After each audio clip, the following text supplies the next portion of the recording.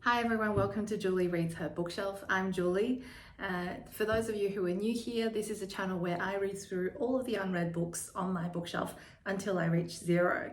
And today I want to continue my bookshelf tour that I started a few months ago.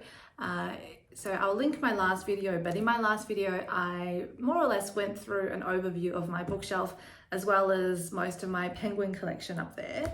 And today I thought I would continue the bookshelf tour with a relatively small category of my bookshelf, and that is my poetry collection. Now, I am not a huge poetry reader. I read through a fair amount of poetry when I was in high school, and I had an English teacher who really encouraged that in me. And after high school, I sort of, over the years, have purchased a couple of anthologies of poetry as well as collected works of certain poets and authors. But I wouldn't say that I read poetry as habitually as I would like to. And that's one of the things I would actually like to rectify, which is I'd really like to make a conscious effort to read more poetry. So it's not going to be a long video this time, but I want to start with my very first collection of poetry, which is actually a book that was given to me by my high school for winning the English prize at graduation, and that is The Great Modern Poets, an anthology of the best poets and poetry since 1900, edited by Michael Schmidt. As I said, this is a book that came with me winning the English prize at graduation, and I really want to thank my English teacher because not only did she cultivate in me a basic understanding of how to read a poem and how to appreciate it, she also gave me this wonderful collection that is both modern, which is not a bad idea when you've got someone who's quite young and just starting out in poetry, but also it's a volume that works as a coffee table book. And that's how I have it. I have it on my coffee table. And because it is on my coffee table, I have a far greater tendency to flick through it and read from it from here and there.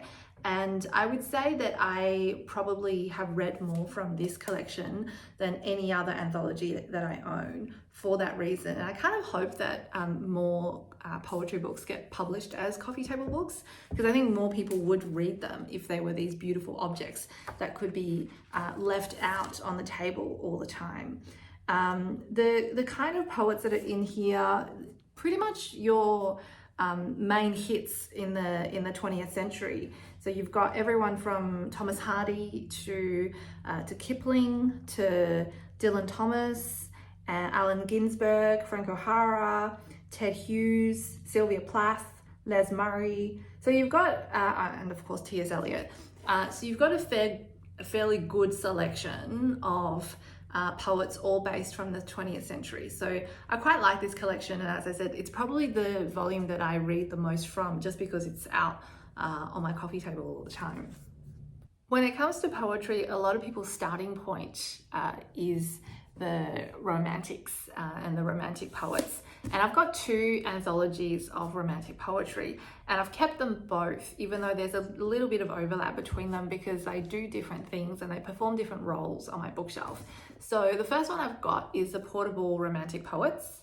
This is the Viking portable edition, and I love these. I only have one of them, but I kind of always want to get more because they're just kind of well printed, well spaced. The font size is great, the margins are great. They don't really have any notes, but they're kind of really floppy and just pleasant to read. And I quite like this volume for the fact that it includes both English and American poetry, and it's also divided by poets, which is a good contrast to my next volume of romantic poetry, which is the Penguin Book of Romantic Poetry. This is a considerably larger volume, and I've just put a contact sheet over the top because I do that with most of my bigger volumes. And it's the font size is completely quite small, but that I don't have that much of an issue with. The main difference between this volume and the Viking portable volume is that this volume is divided into themes. So it probably covers a lot of the same poets, although this one has a predominantly English focus, and it doesn't seem to have any Americans, I don't think, in the collection. But the main difference is that it's divided into themes. So you've got romantic hallmarks, where you've got a collection of poetry that focuses on some of the major themes in romanticism. You've got narratives of love, romantic solitude, suffering and endurance, and romantic sonnet, romantic lyric and song, romantic odes. So it's kind of far more divided into themes rather than, you know, here are all the poems of Tennyson. So they do, because these two volumes have kind of fundamentally a different approach, they do different things. So I've kept both, even though there's a fair degree of overlap. And I think I probably read more from this than that one, but this was also bought earlier, so I'm kind of a little bit more used to the kind of poetry in this volume. I pick it up more than I do this one. So in addition to the romantics, I have two collections of poetry that are just general collections of all English language poetry. And the first one, which is the one that I read from the most, is the Immortal Poems of the English Language. And this is an edition edited by Oscar Williams. And it says it features 447 British and American masterpieces by 150 poets. Now, I'm pretty sure this is still in print. And if you read the Amazon reviews of this anthology, the criticisms that most people voice about this particular edition is the same that I have, which is that the contents are absolutely fantastic, but it is printed on the worst possible paper and in tiny, tiny writing. And the glue on this is terrible. So this is probably the third or the fourth time I've actually physically stuck pages back into this book, because every time I read it, bits of this book would actually just fall out. Now, I've been very lucky in that every time it's fallen out, it's usually been an entire chunk of pages, so I've been able to glue them back along the spine. But I'm not sure that this particular volume will survive many rereads, which is a shame, because it's actually just a lovely, lovely thing in terms of the actual content. I'll see what poems they've got inside. It pretty much starts with Chaucer and it goes all the way to Dylan Thomas. So really basically 600 years of poetry in one volume.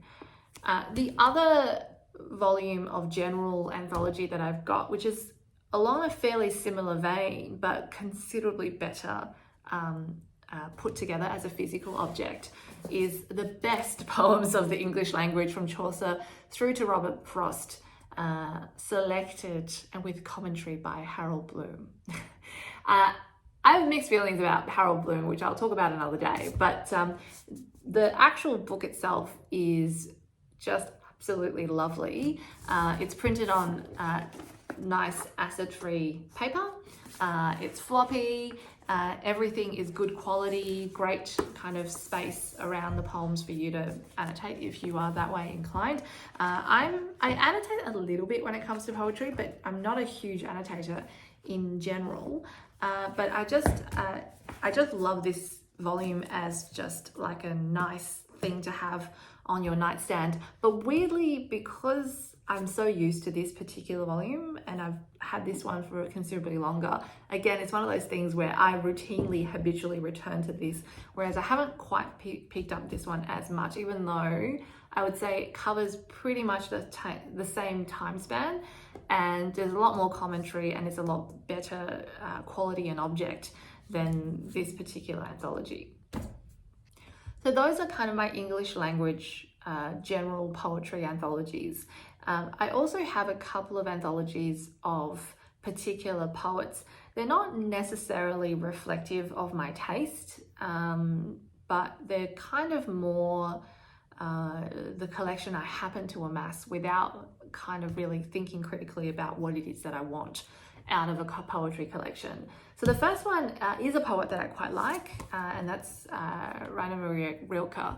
and this is selected poems. It's quite a small little thing, and it's absolutely lovely. I really like Rilke, and I have read most, if not all of these. So, but I think I mean, the point of a poem is not to read it once and never go back to it again. So I think it's due for a reread. So after I finish this video, I might try and leave one or two of these volumes on my nightstands, because that tends to be how I read poetry. I keep a couple of books out and I'll pick them up and dip in and out as we go.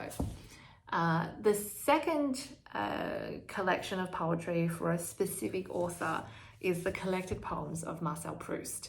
Now this is a Penguin Deluxe edition with the French flaps and the deckled edges, and they're lovely, lovely things. And the best thing about this volume is that it's got parallel text. So it's got the French on one side, and it's got the English translation on the other, and all of the English translations are done by different translators. I think it's kind of remarkable that Penguin publishes Proust's poetry, and not only that, but publishes it with the original text in French in a Penguin Deluxe edition, because Proust is not a poet and these are not very good. I'm partway through reading it, so I haven't read all of it, but I've read enough to know that Proust used to stick to writing in search of lost time. And to be fair, none of the poems Proust wrote were meant for publication. They were meant as kind of private poetry for him to enjoy, which is a completely legitimate way to write and to read poetry.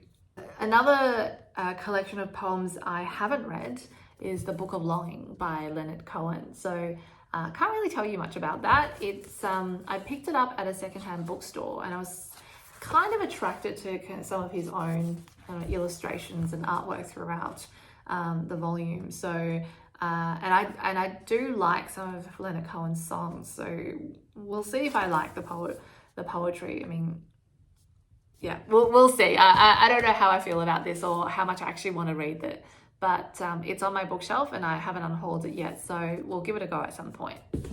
The next one is a little black spine penguin. I think I've talked about this before. Emily Dickinson's My Life Had Stood a Loaded Gun. So this is a small collection of her poetry, and honestly, I don't like Emily Dickinson enough to get the complete thing. So this is perfectly fine for me. I find her poetry quite evocative, but they just don't leave such a deep mark on me that I feel like I need to return to them all the time. There are a few that I quite enjoy above others, but she's not a favorite. Onto a poet that I did really like. He's probably still a favorite, but I think I've had a bit of a reassessment of him, and that is T.S. Eliot. And I have here the complete poems and plays of T.S. Eliot in this Faber and Faber edition. The actual collection is fantastic. It's got all of his plays and all of his poems pretty much in publication order. And I've read a lot of the poems. I haven't read any of the plays. And I don't know much about T.S. Eliot as a playwright, which is why I've never really gone there. I really like this particular edition. I used to really love T.S. Eliot. I think I still do, but I've come to appreciate the more formalistic style of poetry in the last couple of years. I think mostly just out of an appreciation for how difficult it is to write with a particular meter and rhyme. And T.S. Eliot actually does have a particular rhythm, I guess, to his poetry, but it's not the kind of traditional poetry that you'd find in here. And so over time, I've read less and less of him and kind of gravitated more towards the romantics and the more traditional style of poetry. So I think at some point I might consider a reassessment of kind of who I'm really drawn to, and use these general volumes to get more specific volumes of certain poets. But as it stands, this is kind of a relic of my taste from 5 to 10 years ago. And I still really like it. I still really like this volume, and I go back to it from time to time. Also for T.S. Eliot, I have his Old Possum's Book of Practical Cats. This is just a fun little volume. Actually, it's collected in here, but I have a separate edition because I just love They're almost nursery rhymes, but this one's got really fun drawings of cats, and they're for those who don't know, these are poems written by T.S. Eliot, I think for his godchildren, and they're just really sweet, fun nursery rhymes that are kind of charming. So I've always kept a separate volume of them with the illustrations because I enjoy these a lot. Another poetry collection for a single poet is Allen Ginsberg, and this is The Fall of America. Poems of these dates from 1965 to 1971. I'm sure I've bought this particular edition when I was in the States. Yes, I got them from the City Lights bookstore in San Francisco when I went and visited a long time ago now. And I've read bits and pieces from here. It's never compelled me to read more. And I think there's a time in everyone's life, mostly when you're at university, where you sort of get attracted to Allen Ginsberg, but that phase for me passed pretty quickly, and I sort of never got back into his poetry. These ones in particular are very kind of urban, and I didn't find the kind of beauty that I want in poetry in them. They're okay. They as a particular volume to have, I'm happy I got it. It was a nice souvenir from my time in San Francisco, and I really love the City Lights bookshop, so I'm happy that I got it there, but it's not a particular volume that I return to that often. Last but not least, we have a book that's, it's not a poetry anthology of any kind. It is a book about poetry and about writing poetry, and that's Stephen Fry's The Ode Less Travelled, Unlocking the Poet Within. And it's a book about, essentially about Stephen Fry teaching you how to write poetry. But the value of the book isn't so much, whether or not you want to be a poet, or whether or not you want to write poetry just for your own pleasure. What I really like about the format of this book is that he really goes through things like meter, rhyme, form, diction, and kind of the technical aspects of poetry. And he really makes a point that these elements are important for a poem, because poems are formalistic. If you take away the form, then it's just kind of slightly evocative prose. And that I actually do agree with. I have started this and I sort of then didn't continue, not because there's anything wrong with the book itself. I just wasn't in the right frame of mind to go through a book like this. But I do have plans to read this book this year. So it's on the unread shelf, but it will be read, I think, in 2023. I think that's all of my poetry books. So thank you, BookTube, and I'll see you next time.